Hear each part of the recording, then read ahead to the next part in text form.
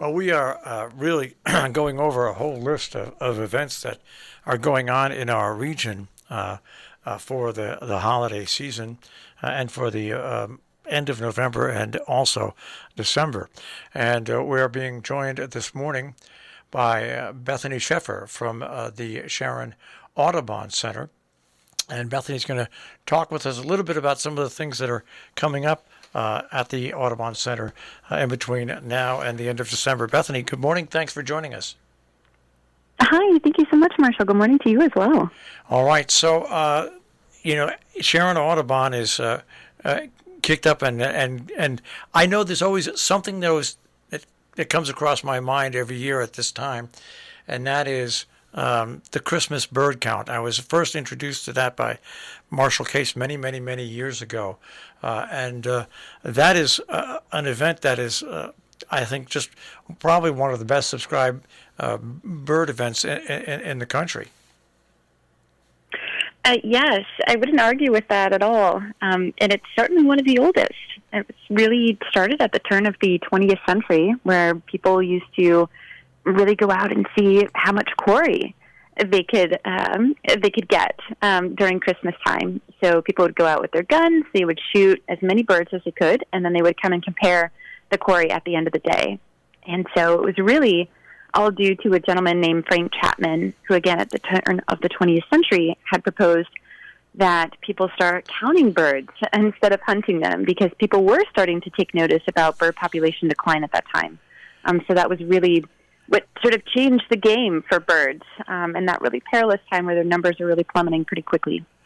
And this is also known as the Trixie Strauss bird count, right?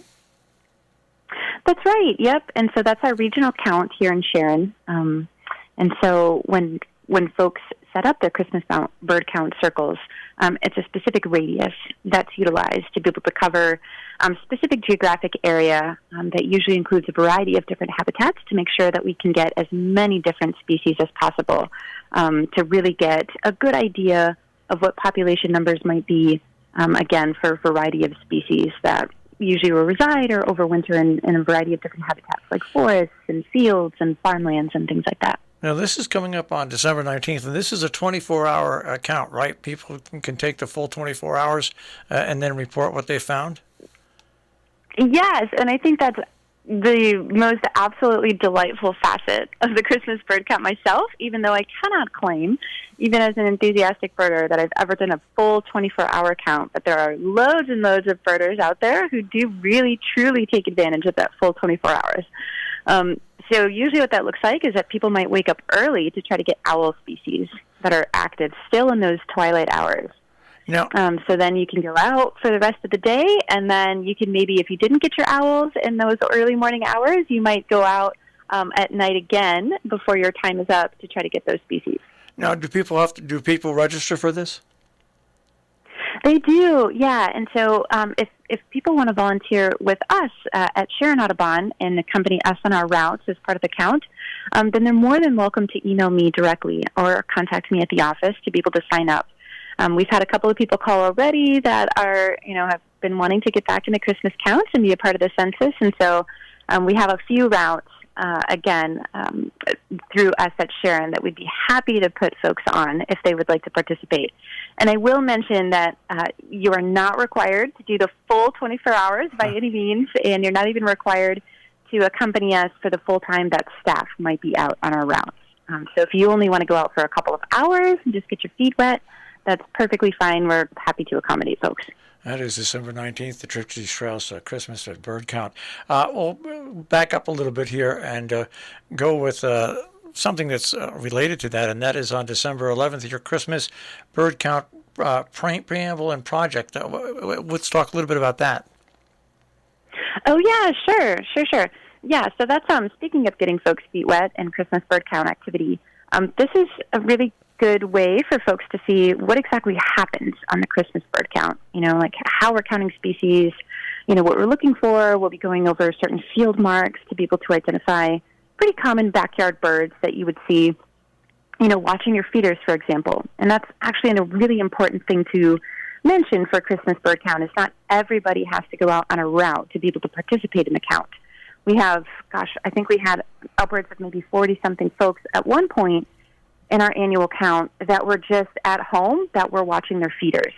So if people want to do that and are curious if they fall within the geographic range of our Christmas bird count, please, I encourage you to go ahead and give us a call at the office, and we can be able to take a look at a map and see if you are within our count circle.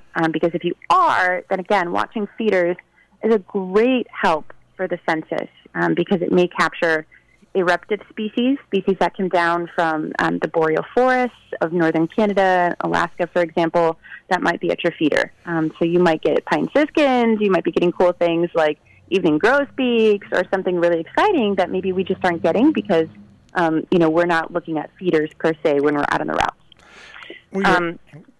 Go ahead. Well, I just wanted to remind people we're speaking with Bethany Sheffer from the Sharon Audubon and some of the December programs. I really love the name of the December 11th event, the Christmas Bird Count Preamble and Project Feeder Watch. I like that. Now that goes from 10 to 12, and once again, do people register for that as well?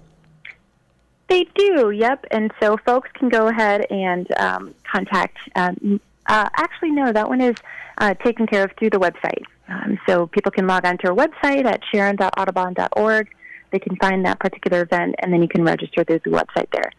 I will mention really quickly, Marshall, that Project Feeder Watch, that's a different community science initiative, which is to say that everyday folks can jump in and participate, and that data is used by ornithologists and scientists around the country to be able to assess bird population status and health and distribution.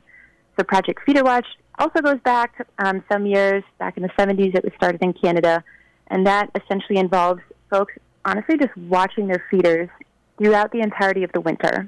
It starts in November and usually concludes in about April or May, and they just ask that folks watch their feeders. It can be for as few as 5 minutes a day, but for 2 consecutive days, and then take a tally of the birds that they see. And they've done tons of updates to the website and the data platforms so that it's really easy to go ahead and jump on the website at feederwatch.org and log your data after you've concluded your Feeder Watch time. Now, I said that people can do it for as few as 5 minutes, but if they're really into it and it's like the thing that you look forward to most during the week, you can do it for as much as 8 hours a day or more. I mean, you can do it for as long as you want, for as long as there's daylight. And for me, there's really nothing more that I love, Marshall, than just kicking my feet up in the morning, having my hot cup of coffee, and then doing Feeder Watch for about a half an hour. It's really relaxing. It's really pleasant to see just who comes to your feeder, and I think it all probably helps us relieve stress to some degree just watching these birds at feeders. So it's really a lovely project. So again, folks can learn more about Project Feeder Watch by jumping online at feederwatch.org and then signing up. It's a $15 participation fee if you're a member of the Cornell Lab of Ornithology, and it's $18 otherwise. But with that, you get a nice little packet of a Feeder Watch calendar and some other materials. So it's great fun. Let's talk a little bit about the December 18th event now. That's the Winter Solstice Walk from 5 to 7:30. That is free, and let's talk a little bit about that walk. Oh, sure. So this would be, again, you mentioned December 18th. So we're really trying to just highlight this lovely natural occurring event of the solstice. And we are inviting folks to come to our property. We'll have luminaria that help illuminate the path along parts of the Sharon Audubon Sanctuary, so folks can take advantage of that at night. You can see some softly lit lights that are along the trail. We did have some fire pits last year that folks could gather around afterwards. We had some really nice, lovely Christmas music playing in the background. So it just really created quite a lovely atmosphere for folks. And as the winter is upon us at that time. We were lucky enough to have snow last year, which really just made everything quite magical and beautiful. So fingers crossed that we also have a nice blanket of snow this year for the event as well. Now, what's interesting about all these programs is they're fun and they're entertaining and they can be for people of all ages. But is this really part of a community science where actually what people do by doing all these events really provides important information? I would think to the Audubon and to birders especially. Yeah, that's exactly right, Marshall. I'm glad you mentioned that. Both with Feeder Watch and with the Christmas bird count, what I love is that scientists really figured out a way to mobilize people on massive scales to help them collect the data, because there's no way that they would be able to do it themselves. We need numbers to be able to get data on what birds are doing, where they're moving, where they're present, where they're not present, what their numbers look like, what kinds of diseases may be coming up at feeders and spreading and where, and all of that kind of information. So yes, it really does allow the scientific community to capture this critical data to be able to help us really mostly understand bird health, bird population health, and bird distribution, where birds are and where they're not. Well, once again, if you want more information on this and anything that goes on at the Sharon Audubon Center, sharon.audubon.org is their web address. And Meredith, thanks for joining. Meredith, listen to me. I looked at the paper. Bethany. Meredith was my last interview. It's early in the morning, Marshall. No worries. Meredith was my last interview right before you. Well, Bethany, continued success with all your events at Sharon Audubon, and once again, people can find out all the information at sharon.audubon.org. So thanks for joining us this morning. You are most welcome, Marshall. Thank you so much, and have a great holiday week, okay? You too. Thank you. Thank you so much. Bye-bye. That is, I'll get it right again. That's so funny when you have so many interviews back to back to back. Bethany Sheffer, volunteer coordinator at the Sharon Audubon Center, talking about their December programs this morning here on Robin Hood Radio.